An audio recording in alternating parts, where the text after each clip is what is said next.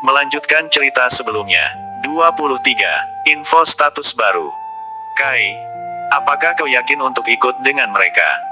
Tanya Wigen yang terdengar sedikit khawatir. Tidak perlu khawatir. Meski mataku ditutup, aku masih bisa menyebar persepsi kekuatan jiwaku. Dan jika ada suatu hal yang tak beres, aku bisa langsung membela diri ataupun melarikan diri. Kai percaya pada insting kekuatan jiwanya, meski matanya ditutup, ia masih bisa melihat area sekitar dengan persepsinya hingga beberapa meter. Wigen hanya bisa diam dan mempercayai Kai. Sepanjang perjalanan, kedua mata Kai diikat oleh kain hitam dan mereka melakukan perjalanan dan dengan berkuda. Kai duduk tepat di belakang Hua Yun. Sambil memperluas persepsinya, Kai memiliki cukup banyak waktu untuk mengakses sistemnya dan melihat status saat ini. Wigen, buka info status. Tanpa menunggu, Wigen langsung membuka info status Kai dan menunjukkannya di layar biru yang bisa dilihat jelas dalam benak Kai. Info status. Nama, Liu Kai. Umur, 21 tahun. Level, 2. Kelas, SWOT. Kultivasi, Jiwa Naga. Skill point. Battle point, 125. Gold, 50. XP, 15/500. HP, 200/200. MP, 25/75. Teknik. Kualitas tulang, perunggu. Kualitas otot. Jenis tubuh, pendekar kelas 3. Inventory, 1. Pesan, 0. Melihat info statusnya, membuat Kai cukup puas. Ia mulai membahas mengenai statusnya dengan Wigen. Kulihat banyak yang berubah. Untuk naik ke level 3 aku membutuhkan 500 EXP, lalu sepertinya aku mendapatkan tambahan 100 battle point. Darahku bertambah hingga 200 dan mana poinku di angka 75. Lalu bagaimana caraku mengisi ulang manaku?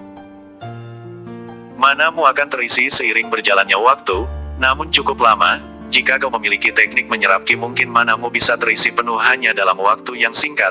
Hal itu juga berlaku untuk darahmu, namun kau harus mempelajari teknik menguatkan vitalitas darah untuk meregenerasi HP-mu dengan cepat. Baiklah, aku mengerti, bagaimanapun sistem ini luar biasa. Kita bisa menjadi kuat hanya dengan setengah usaha. Kai terlihat antusias dan mulai mencoba menggunakan battle point-nya untuk dibelanjakan. Bagian aku mau melihat item baru untuk level 2. Baiklah, silakan lihat. Wigen lalu membuka menu shop. Menu shop. Tukar poin. Mata roh suci, 50 BP. Tubuh pendekar kelas 2/175 BP. Buku panduan pelatihan dasar. Membuka meridian, 70 BP. Kai tampak menimbang sejenak sebelum mulai berbicara. Aku sudah pasti mengambil mata roh suci, namun untuk dua jenis buku ini, bisa kau jelaskan padaku terlebih dahulu. Kau pasti mengerti mengenai dasar pembentukan otot, sebab di kehidupan lampaumu, hal itu merupakan dasar dalam pelatihan budi kultivator sedangkan, untuk pembukaan meridian. Berguna untuk membuka jalur meridianmu agar kau bisa menggunakan ki namun sepertinya, kau sudah berhasil membuka beberapa jalur meridiannya saat kau menggunakan salah satu teknik pedangmu kala itu. Saranku, lebih baik kau menempa otot terlebih dahulu. Kai mengerti tentang pelatihan atau dasar. Namun ia berasumsi bahwa pelatihan otot dalam sistem, memiliki fungsi yang berbeda. Kai lalu kembali bertanya pada Wigen. Apakah aku harus membaca dan mempelajari buku itu lalu mempraktekannya agar bisa mendapatkan kualitas otot? Mendengar perkataan Kai, Wigen tertawa kecil. Tidak. Sistem akan otomatis menuangkan seluruh hal yang ada di buku itu ke dalam pikiranmu. Lalu, untuk mendapatkan kualitas otot, kau harus menaikkan skill point-nya dengan cara menggunakan ototmu. Baik dihajar maupun menghajar skill point untuk teknik ototmu otomatis bertambah. Jika levelnya naik, kau akan mendapatkan kualitas otot. Tidak hanya itu, kemungkinan tubuh pendekar kelas 3mu bisa naik ke tingkat tubuh pendekar kelas 2 tanpa kau harus membeli tubuh baru, ini bisa menghemat poinmu. Kai mendengar hal itu menjadi bersemangat. Sistem ini sangat menakjubkan, aku semakin menyukainya. Baiklah, aku akan menukar poin untuk mata roh suci dan buku penempaan otot. Aku akan mulai memindahkan data. 24. MURAMASASWORD. Memulai proses pemindahan. Proses selesai. Selamat, Liu Kai. Kau memperoleh mata roh suci. Dan buku cara mempelajari teknik dasar pembentukan otot level 1. Meski proses pemindahan dari item yang dibeli, Kai tidak merasakan apapun. Sebab matanya masih tertutup. Namun, untuk teknik dasar pembentukan otot informasi-informasi yang ada di dalam buku semuanya sudah masuk ke dalam kepala Kai. Ia hanya perlu mencari dalam ingatannya jika ingin mempelajari pembentukan otot. Dalam beberapa menit kemudian, Kai mulai membaca informasi dalam ingatannya. Hanya butuh waktu beberapa menit, ia sudah bisa mengerti bagaimana cara untuk membentuk otot dan menaikkan level teknik itu. Aku masih tidak menyangka ada sesuatu yang sangat luar biasa seperti sistem ini. Begitulah sistem ini bekerja. Ya. Kau mempunyai barang di dalam inventorimu, kau harus melihatnya, ucap Wigen. Kai yang merasa penasaran langsung membuka inventorinya dan layar biru kembali muncul di dalam benaknya. Inventory. Uncommon Mystery Box. X1. Apa itu, Wigen? Tanya Kai. Setiap kenaikan level, kau akan mendapatkan box misteri dan bisa mendapatkan item secara acak. Jika kau beruntung, kau bisa mendapatkan barang yang berguna. Namun mystery box hanya terdapat item dengan jenis uncommon hingga rare. Bisakah aku mendapatkan barang bagus dari situ? Baiklah, Wigen buka kotaknya. Membuka uncommon mystery box. Di dalam layar biru sebuah gambar terbentuk persegi muncul dan mulai berganti secara acak dengan cepatnya hingga berhenti di satu item. Ding! Selamat! Anda mendapatkan rare weapon Muramasa Sword. Gila! Ini gila! Dalam percobaan pertama, kau sudah berhasil mendapatkan barang langka jenis rare. Keberuntunganmu sangat bagus. Ucap Wigen dengan nada terkejutnya. Apa itu? Apa itu? Cepat beritahu aku. Seru Kai, yang merasa tidak sabar. Muramasa Sword adalah pedang jenis rare. Terlihat dari bingkainya yang berwarna biru. Pedang ini mempunyai nilai serangan yang tinggi dan juga sangat kuat. Pedang ini akan menyerap ki yang kau miliki dan bisa mengeluarkan energi roh yang jika digunakan bisa meningkatkan seranganmu hingga 2 kali lipat lebih kuat. Benarkah? Aku sempat punya pedang yang sanggup mengeluarkan energi roh dan pedang ini dulunya menjadi rebutan. Apakah ini sama? Tanya Kai. Hampir sama, hanya saja jenis kekuatan yang terkandung di dalam pedang ini berbeda. Namun, hati-hati, pedang ini bersifat jahat. Ia akan menyerap energi kehidupanmu dan mengurangi umurmu jika kau tidak memiliki ki atau mentalmu tidak kuat. Wige 6 mencoba mengingatkan Kai. Baiklah, aku mengerti. Aku yakin bisa mengendalikan pedang ini. Bagaimanapun, ini adalah sesuatu yang sangat menguntungkan bagiku. Aku sudah memiliki pedang yang bagus di level 2, bagaimana jika aku naik ke level 1 lainnya? Hahaha, ucap Kai sambil tertawa puas. Cukup lama Kai dan Wigen berbincang sambil mengakses sistem hingga mereka tak sadar bahwa perjalanan mereka sudah hampir sampai. Saat memasuki wilayah sekte, Kai bisa merasakan energi yang sangat besar di sekitarnya. Ia melihat melalui persepsinya ada sebuah energi yang tak kasat mata berbentuk sebuah dinding yang membatasi daerah itu. Kai bisa menebak bahwa dinding itu adalah pesona yang diciptakan pemilik sekte untuk melindungi wilayah sekte dari orang-orang luar.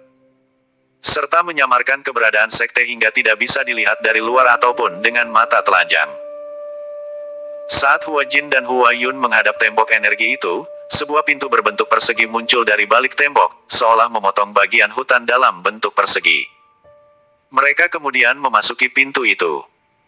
Setelah mereka masuk ke dalam pesona, pesona itu kembali menutup dan menyamarkan keberadaan sekte menjadi hutan belantara. 25. Memasuki wilayah sekte. Setelah melewati dinding pesona pelindung, penutup mata Kai akhirnya dibuka. Ia cukup takjub dengan pesona tersebut. Hal yang tidak ada di kehidupan lamanya, pesona hanya bisa dibuat melalui teknik arai tingkat tinggi. Dan yang membuatnya haruslah master dalam pengumpulan esensi. Sedangkan Kai dulunya adalah master dalam body tempering. Kai kini akhirnya bisa melihat jelas sebuah pemandangan yang cukup membuatnya terkejut. Kami melihat area pemukiman yang sangat luas. Namun rumah-rumah yang dibangun terlihat sangat sederhana. Warga yang tinggal di dalam sekte juga sangat banyak. Terlihat dari padatnya penduduk yang berlalu lalang yang sedang sibuk dengan kegiatannya masing-masing. Junior Han, maaf jika harus menutup matamu seperti tadi. Sekarang, kau bisa lihat banyak orang yang harus kami lindungi di sini. Tentunya kami tidak ingin mengambil resiko. Hua Yun masih tampak tidak enak hati terhadap Kai. Tidak masalah, aku juga akan melakukan hal yang sama jika berada di posisimu. Kai sama sekali tidak mempermasalahkan masalah tersebut. Kalau begitu, mari ikut aku kita menemui para ketua. Kai mengangguk, menanggapi ajakan Hua Yun. Ia berjalan mengikuti di belakang Hua Yun bersama dengan Hua Jing yang sedari tadi masih diam. Kai dibawa menuju ke sebuah tenda yang sangat besar. Sepanjang perjalanan, banyak pasang mata yang melihat Kai dengan tatapan ingin tahu. Sebab, sudah bertahun-tahun lamanya tidak ada orang luar yang memasuki area sekte. Sesampainya di depan tenda, Kai diminta untuk menunggu di luar. Hua Yun dan Hua Jin berjalan memasuki tenda. Dari luar, Kai bisa mendengar seseorang yang sedang berbicara. Kita tidak bisa diam terus seperti ini.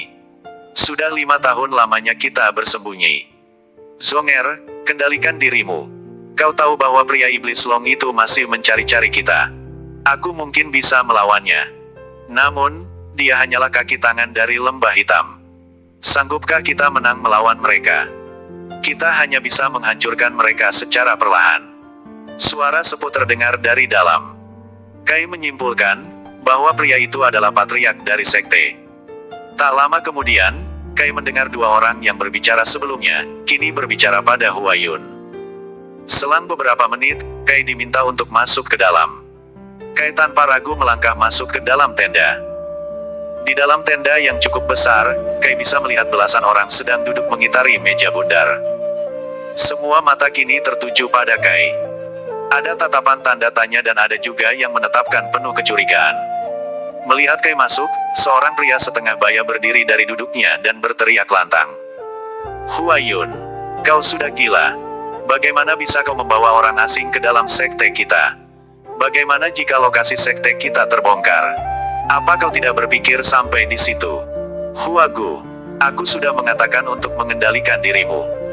Pria itulah yang menyelamatkan Hua Yun dan cucuku. Seharusnya kau menghormatinya. Tapi ayah, lihatlah. Pria itu hanya pada tingkat World Soul Let's Stage bakatnya sangat buruk. Aku bisa melihat dia berusia 20-an bagaimana dia bisa menyelamatkan mereka.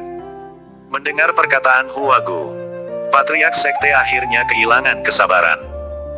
Aura Qi yang kuat meledak dari tubuhnya dan memenuhi ruangan pertemuan membuat seluruh orang kesulitan bernapas. Bahkan, Hua Gu langsung terdiam. Hanya beberapa detik kemudian, patriark sekte kembali menarik auranya. Cukup. Biar aku yang berbicara di sini. Mendengar peringatan patriark, Hua Gu hanya berdehem menelan kata-katanya dan kembali duduk. Tubuh Kai masih gemetar dan berkeringat dingin mengucur.